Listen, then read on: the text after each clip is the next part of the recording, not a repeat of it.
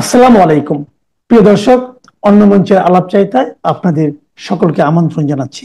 নিরাপত্তা সূত্র আমার দেশকে বলছে যে যখন হাসিনার রায়কে কেন্দ্র করে যখন আওয়ামী লীগ একটা উত্তেজনা সৃষ্টি করবে, এই সুযোগে যদি কোনো সংগঠিত গোষ্ঠী অস্থিতিশীলতা সৃষ্টি করতে পারে, তাহলে তা দেশের আভ্যন্তরীণ নিরাপত্তা ও আন্তর্জাতিক ভাবমর্যাদা দুদিকেই ঝুঁকি বাড়াবে। সরকারের ভেতরে কিছু অসন্তুষ্ট অংশ বা বাহিনী যদি সক্রিয় হয়, তাহলে পরিস্থিতি আরো জটিল হয়ে উঠতে পারে। তার মানে সরকারের ভেতরে অসন্তুষ্ট অংশ বা এমন কোনো বাহিনী আছে যাদের হাতে অস্ত্র আছে, কোনো গোষ্ঠী সংগঠিত হচ্ছে যারা অস্থিতিশীলতা সৃষ্টি করতে চাইছে, এবং আওয়ামী লীগ মাঠে নামলে তারা পাল্টা মাঠে নামবে, এই কথা, এই আশঙ্কা করছে গোয়েন্দা সূত্র, নিরাপত্তা সূত্র। আগামী 13ই নভেম্বর শেখ হাসিনার রায় ঘোষণার তারিখ ঘোষণাকে কেন্দ্র করে আওয়ামী লীগ ঢাকা সহ সারা দেশে কি ঘটিয়ে ফেলতে পারে, এই নিয়ে সরকারের ভেতর, সরকারের নিরাপত্তা বাহিনীগুলোর ভেতর এবং গোয়েন্দা সূত্রগুলো যে একরকম ক্রমাগত আশঙ্কা এবং আতঙ্কের মধ্যে রয়েছে, তার প্রমাণ মিলে দৈনিক আমার দেশ পত্রিকা নিরাপত্তা সূত্রগুলোর বরাত দিয়ে আজ যে সংবাদটি প্রকাশ করেছে, সেখানে আওয়ামী লীগ 13ই নভেম্বর শেখ হাসিনার রায় ঘোষণার তারিখ ঘোষণাকে কেন্দ্র করে ওই দিনটিকে সামনে রেখে 10ই নভেম্বর থেকেই কর্মসূচি ঘোষণা করেছে। দেশের জেলায় জেলায় উপজেলায় কর্মসূচির ঘোষণার পর তারা বলছে 13ই নভেম্বর তারিখটিতে তারা ঢাকা লকডাউন কর্মসূচি দিয়েছে। আওয়ামী লীগের ভাষায় আওয়ামী লীগ সেদিনটিতে চায় যে ঢাকা শহর একরকমের অচল হয়ে পড়ুক, সেই অর্থে যে কোভিড লকডাউনের সময় যেমন ঢাকা শহরে কেউ বাড়ি থেকে বের হন নাই, ওই দিনটিতেও যাতে ঢাকা শহরের ব্যবসা বাণিজ্য, বাড়ি থেকে বের হওয়া কাজকর্ম, সেগুলো একরকমের স্থবির হয়ে পড়ে একটা সাজানো আদালতে শেখ হাসিনার বিচারের রায়ের প্রতিবাদে। সেটা আওয়ামী লীগের কর্মসূচি। কিন্তু এই কর্মসূচির দিনে কি না কি ঘটিয়ে ফেলবে আওয়ামী লীগ, তা নিয়ে সরকারের মধ্যে যে আতঙ্ক আশঙ্কা, সেটা ক্রমাগতভাবে স্বরাষ্ট্র উপদেষ্টা, প্রেস সচিবের নানা রকম হুমকি হুঙ্কারে তো পরিষ্কার হয়েছেই। আমার দেশ পত্রিকা এখন লিখছে 13ই নভেম্বর ঢাকা শহরকে নরক বানানোর ষড়যন্ত্র আওয়ামী লীগের। আমার দেশ শিরোনাম করেছে 13ই নভেম্বর নাশকতার ছক আওয়ামী লীগের, এবং সেখানে তারা বলছে হাসিনার মানবতা বিরোধী মামলার রায়ের এই তারিখ ঘোষণার এই দিনটিতে 13ই নভেম্বরে আওয়ামী লীগ রাজধানীতে লক্ষাধিক লোকের সমাগম করতে চায় বলে নিরাপত্তা সূত্রগুলো, গোয়েন্দা সূত্রগুলো পত্রিকাকে জানাচ্ছে। মনে রাখতে হবে, সেই জুলাই থেকেই কিন্তু বাংলাদেশের গোয়েন্দা সূত্রগুলো এই ভয় পাচ্ছে যে আওয়ামী লীগ হঠাৎ লক্ষাধিক লোকের সমাবেশ ঘটিয়ে ফেলবে ঢাকা শহরে। সত্যিই কি আওয়ামী লীগ লক্ষাধিক লোকের সমাবেশ ঘটানোর মতো সাংগঠনিক পরিস্থিতিতে কিংবা এত রকম মামলা হামলার মধ্যে এ ধরনের পরিস্থিতিতে আছে, নাকি এটা গোয়েন্দা সংস্থাগুলোর এক রকমের জুজুর ভয়, সেটা বলা মুশকিল। কারণ মাসের পর মাস ধরে একই ভয় যখন গোয়েন্দা সূত্রগুলো পাচ্ছে, তখন সত্যি বাঘ আসবে কিনা, নাকি বাঘ আসবে করতে করতে যেদিন বাঘ আসবে বলে কেউ বিশ্বাস করবে না, সেদিন হঠাৎ বাঘ চলে আসবে, তা বলা মুশকিল। তবে আমার দেশ পত্রিকা লিখছে যে এই পুরো কাজটি নাকি ঢাকায় নাশকতার এই পুরো মূল পরিকল্পনার মূল সমন্বয়ক হিসেবে দায়িত্ব দেওয়া হয়েছে ভারতে পলাতক সাবেক স্বরাষ্ট্রমন্ত্রী আসাদুজ্জামান খান কামালকে, আর তাকে কৌশলগত সব সহযোগিতা দেওয়ার জন্য দায়িত্ব দেওয়া হয়েছে এসবির, মানে পুলিশের এসবির সাবেক প্রধান, ভারতে পলাতক পুলিশের অতিরিক্ত আইজি মনিরুল ইসলাম এবং ডিএমপির পলাতক কমিশনার হাবিবুর রহমানকে। এসএসএফ এর সাবেক ডিজি এবং সাবেক কিউএমজি লেফটেন্যান্ট জেনারেল অবসরপ্রাপ্ত মুজিবুর রহমান সহ একাধিক সেনা কর্মকর্তা এই প্রক্রিয়ায় যুক্ত আছেন। জুলাই মাসে এই নাশকতার পরিকল্পনার কথা কিন্তু আরেকবার গোয়েন্দা সূত্রের বরাতে আমার দেশ পত্রিকা লিখেছিল যে আগস্টেই আওয়ামী লীগ সেই ঘটনাটি ঘটাতে যাচ্ছে। সূত্র জানিয়েছে, আমার দেশ লিখছে যে তাদের সঙ্গে সমন্বয় করে ঢাকায় অস্থিরতা তৈরির মিশন বাস্তবায়নের প্রস্তুতি নিচ্ছে পলাতক সাবেক ছাত্রলীগ সভাপতি লিয়াকত শিকদার, গাজীপুরের সাবেক মেয়র জাহাঙ্গীর আলম এবং যুবলীগ নেতা ইসমাইল চৌধুরী সম্রাট ওরফে ক্যাসিনো সম্রাট। এ লক্ষ্যে দেশের প্রত্যন্ত অঞ্চল থেকে বাছাইকৃত নেতাকর্মীদের ঢাকায় আনা হচ্ছে। এরা যে প্রত্যেকে ভারতেই আছেন এবং খুব স্বাভাবিক যে এরা দেশে ফেরার উপায় খুঁজছেন, দেশে রাজনৈতিকভাবে প্রত্যাবর্তন এবং দেশে ফেরার মানে দেশে প্রত্যাবর্তনের ব্যবস্থা খুঁজছেন, সেটাও খুব স্বাভাবিক। কাজেই তারা একত্রে নানা রকম মানে সংগঠন করবার বা কৌশল নেবার চেষ্টা করতেই পারেন, সেটা স্বাভাবিক বটে। কিন্তু আসলেই 13ই নভেম্বরই তারা লক্ষাধিক লোকের সমাবেশ ঘটিয়ে ফেলতে পারছেন কিনা তা বলা মুশকিল। আমার দেশ বলছে, জানা গেছে বাংলাদেশ বিরোধী তৎপরতা চালাতে দিল্লিতে একটি অফিস নেওয়া হয়েছে। কলকাতায় অফিস নেওয়ার খবরও এর আগে গণমাধ্যমে এসেছিল। বিবিসি বাংলা এক খবর দিয়েছিল যে কলকাতায় অফিস নেওয়া হয়েছে, আওয়ামী লীগের তরফে সেটা অস্বীকার করা হয়েছে। বাংলাদেশের পররাষ্ট্র উপদেষ্টা অবশ্য বিবৃতি দিয়ে ভারতের পররাষ্ট্র মন্ত্রণালয়কে কেন অফিস নিতে দেওয়া হচ্ছে এই বিষয়ে প্রতিবাদও জানিয়েছেন। ভারত এ বিষয়ে কোনো প্রতিক্রিয়া জানায় নাই। আর দিল্লিতে শেখ হাসিনা যেই বাড়িতে আছেন, সেখানে যে শেখ হাসিনাকে একটা অফিস করে দেওয়া হয়েছে, তাকে অফিসে তার সহযোগিতার জন্য মানে কর্মীও দেওয়া হয়েছে, এমন একটা খবর কিন্তু প্রায় কয়েক মাস ধরেই আছে। এর মাঝে এমন খবরও বেরিয়েছিল যে বিশ্ব স্বাস্থ্য সংস্থার চাকরিটা একরকম হারানোর পর, মানে একরকম নড়বড়ে হয়ে যাওয়ার, মানে তাকে তো ছুটিতে পাঠানো হয়েছে, পাঠানোর পর শেখ হাসিনা কন্যা সাইমা ওয়াজেদ পুতুল তিনিও দিল্লিতে নানা রকম দাপ্তরিক কার্যক্রম পরিচালনা করছেন এবং আমার দেশ পত্রিকা সহ নানা বরাতে জানা গিয়েছিল যে তিনিই নাকি ওখান থেকে আওয়ামী লীগের যে গবেষণা উইংটা, মানে প্রচারণা এবং গবেষণা উইং সিআরআই, সেটার একরকমের দায়িত্বভার নিয়ে সেটা কাজকর্ম করছেন। আমার দেশ পত্রিকার এই খবরটার মধ্যে তারা বলছে যে হাসিনার প্রতি নেতাকর্মীদের আবেগকে কাজে লাগাতে চায় পরিকল্পনাকারীরা। এই আবেগকে পুঁজি করেই তাদের 13ই নভেম্বর মাঠে নামানোর কৌশল নেওয়া হয়েছে।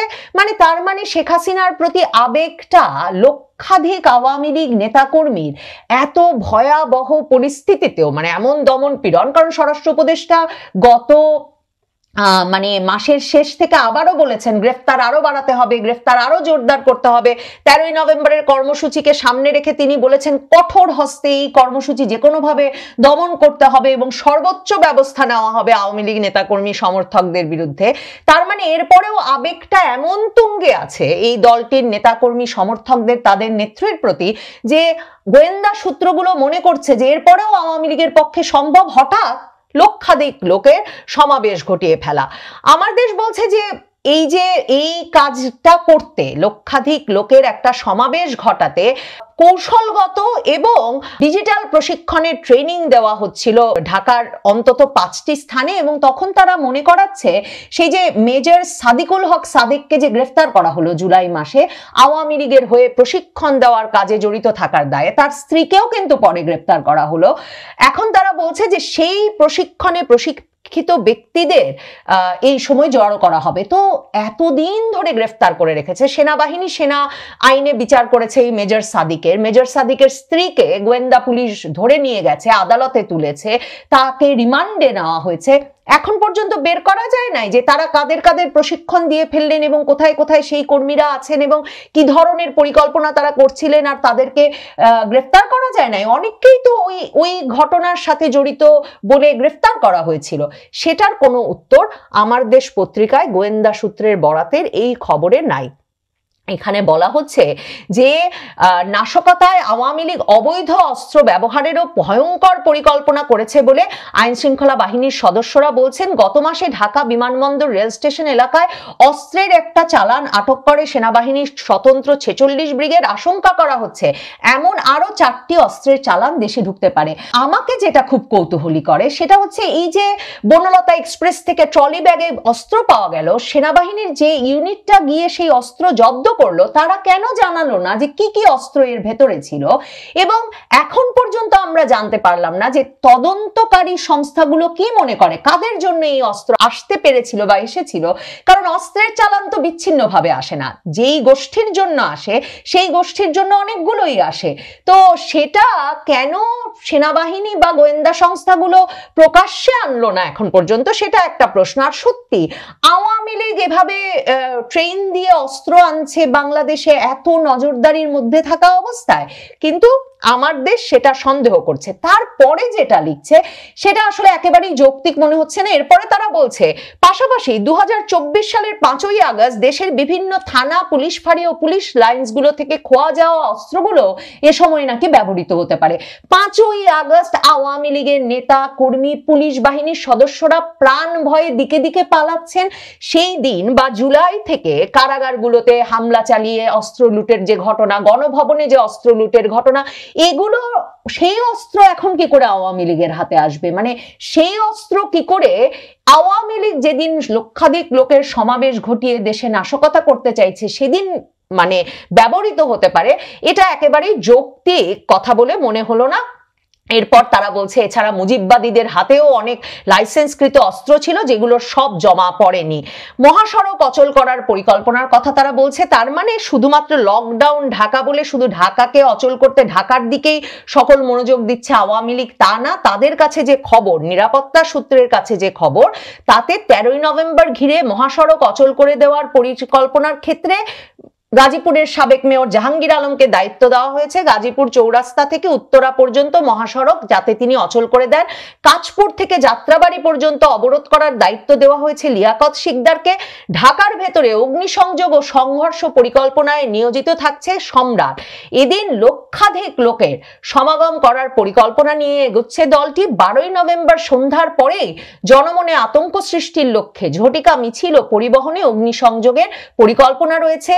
আদালত পাড়া সহ সরকারি গুরুত্বপূর্ণ ও স্পর্শকাতর স্থাপনাগুলোকে টার্গেট করে এবং সেগুলোর আশপাশের এলাকায় বোমাবাজি ও ককটেল বিস্ফোরণের ঘটনার ছকও আঁকছে দলটি।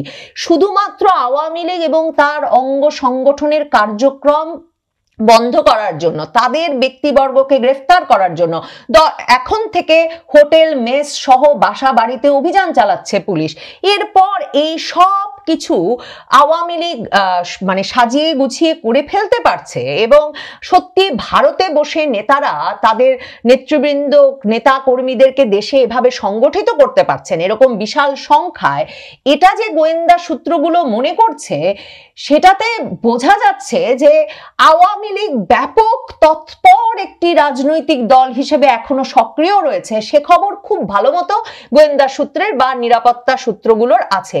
এবং আমার দেশ বলছে যে সূত্রের আশঙ্কা, মানে বলছে ঢাকা লকডাউন, কিন্তু বিশৃঙ্খলার কেন্দ্রবিন্দু হিসেবে গোপালগঞ্জ, মাদারীপুর, শরীয়তপুর বিশেষভাবে বিবেচিত হচ্ছে।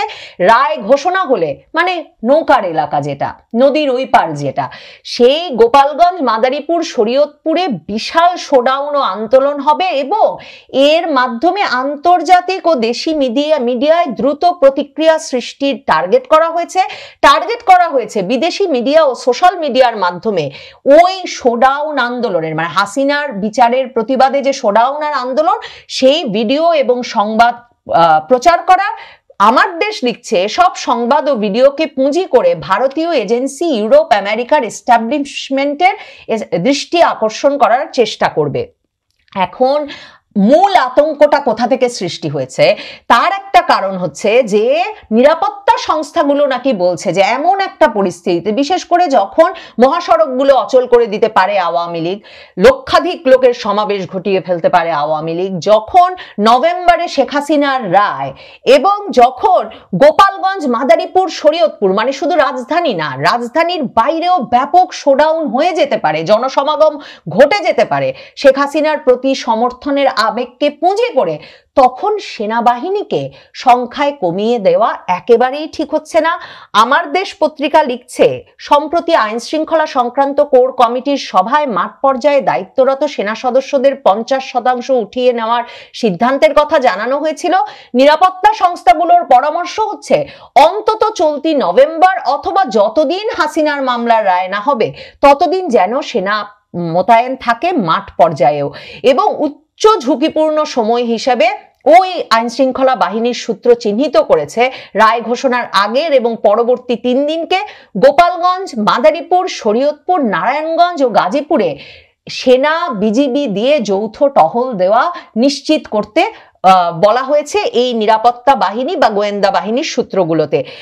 আর একটা যেটা সবচেয়ে নিরাপত্তা সূত্রের কথার সবচেয়ে গুরুতর কথা, যেটা এই যে অবৈধ অস্ত্রের, যেটা 5ই আগস্ট লুট হয়েছে অস্ত্র, এসব ব্যবহার করা হবে, শুধু সেটাই বলা হয় নাই, নিরাপত্তা সূত্র আমার দেশকে বলছে যে যখন হাসিনার রায়কে কেন্দ্র করে যখন আওয়ামী লীগ একটা উত্তেজনা সৃষ্টি করবে, এই সুযোগে যদি কোনো সংগঠিত গোষ্ঠী অস্থিতিশীলতা সৃষ্টি করতে পারে, তাহলে তা দেশের আভ্যন্তরীণ নিরাপত্তা ও আন্তর্জাতিক ভাবমর্যাদা দুদিকেই ঝুঁকি বাড়াবে।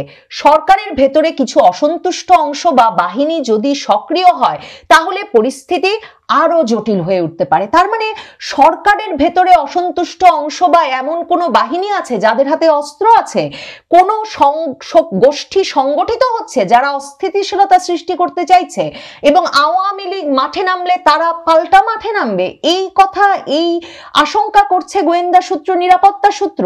আমার তো মনে হয় আশঙ্কা, শঙ্কা, উদ্বেগের সবচেয়ে বড় জায়গা সেখানে, যে সরকারের ভেতরে কোন গোষ্ঠী, সরকারের ভেতরের কোন বাহিনীর কাছে অবৈধ অস্ত্র আছে। মানে আমরা তো শুনেছি যে 5ই আগস্টের পরেও যদি শেখ হাসিনা ক্ষমতায় থাকতেন, তাহলে সশস্ত্র বিপ্লবে যেত একটি দল। সরকার এখনো তো 5ই আগস্টের পর বা জুলাই মাস থেকে কারাগারগুলো লুট করে, হামলা চালিয়ে বিক্ষোভকারীরা যে অস্ত্র লুট করে এনেছেন, পুলিশ ফাঁড়ি থেকে যে অস্ত্র এনেছেন, এগুলো উদ্ধার করেনি। ওই অস্ত্রগুলো এখনো কোথায় আছে?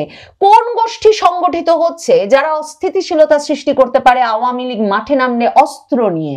এই প্রশ্নগুলোর উত্তর মেলে না আমার দেশ পত্রিকার এই খবরে। তবে এটা পরিষ্কার বোঝা যায় 13ই নভেম্বরকে ঘিরে সরকারের উদ্বেগ, উৎকণ্ঠা, আশঙ্কা বাড়ছে, এবং আওয়ামী লীগ সত্যি লক্ষাধিক লোকের সমাবেশ ঘটিয়ে ফেলতে পারবে কিনা 13ই নভেম্বরে, সেটা নিশ্চিত করে বলা না গেলেও, যেদিন আওয়ামী লীগ আসবে সেদিন যে লাখো লোকের সমাবেশ নিয়ে আসবে, বা আওয়ামী লীগ আসলে হঠাৎ যে কোনো দিন এই লাখো লোকের সমাবেশটা ঘটিয়ে ফেলতে পারে, বাংলাদেশের গোয়েন্দা সংস্থাগুলো বারবার সেই আশঙ্কাই করছে।